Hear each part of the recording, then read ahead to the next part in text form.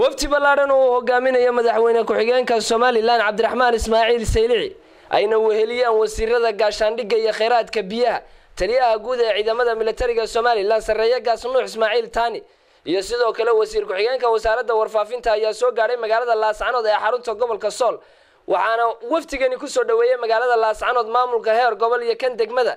iyagoona waftigani markii ay soo gaareen magaalada Laascanood uga sii gudbeen jiida hore ee deegaanka Tukaraq halkaas ay ku sugan yihiin ciidamada Soomaaliland dhawaana ay la wareegeen gacan ku haynteeda kadib markii dagaal ku dhexmaray ciidanka Puntland waxaana madaxweyne ku-xigeenka iyo wafdigiisa markay halkaas gaareen uga warbixiyay saraakiisha ciidamada militariga Soomaaliland ee ku sugan jiida hore ee deegaanka Tukaraq ciidanka qaranka uu halkan digay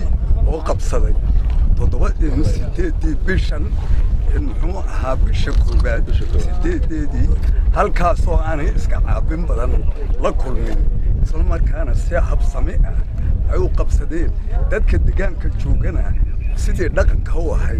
si fiican looguna soo dhaweeyay madaxa hoggaanka madaafiicda goobta ahna imiga taliyaha jiidani halkan joogno waxaan leeyahay ciidanka qaranka ee jiidan ku sugan waxa uu harsan xuduudii 7 kiiloomitir ayaa noo harsan xadkii Soomaaliland ay lahayd degmada madaxweyne halkan waxa jooga ciidankii qaranka dowladda Soomaaliland oo gudanaya waajibkiisa qaran halkan naga soo horjeedana waxa jooga ciidamo badan oo lagu soo ururiyay kulli anagu wax dhiba labada dhanba dib lama rabno kuwaasna waa dadkayagii wana waa dadkayagii wax dhiba lama rabno laakiin waxa weeyaan waxa la isla maandaafiyan waxa weeyaan war xadkaygii baan tagayaa iyo tagi meys imika waajibkeena koowaad waxa weeyaan halkan inaan joogno walaalihiina waxaan leenahay annagu halkaasaan joognaa wixiina nabadan ku dhamaysanay aan leenahay wasiirka gaashaandhigga iyo sidoo kale madaxweyne ku-xigeenka Soomaaliland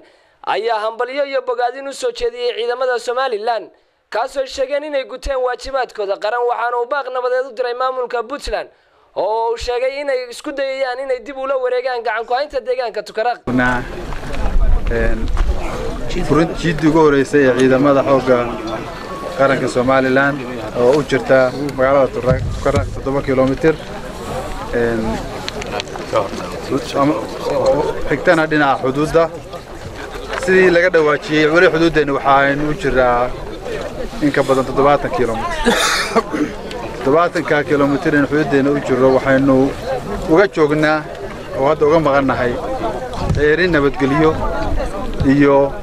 inaynu kala badbaadinta ummadda Soomaaliyeed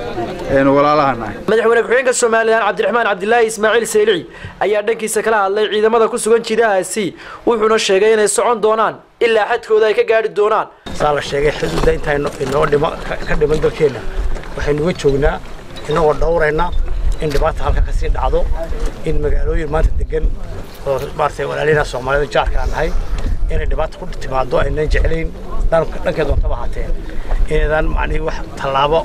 taan isku ognahay oo ah difaaca halka joogtaan mahayna ka baxsanayaan ku talaabsan baad ku nidinay aad iyo aad ku hambaleyna runtii shaqada balaanada haysan jaranka Samiir Saciid Bile Muqbaya horta Bulsha TV jiida hore deegaanka Tukaraq ee gobolka Sool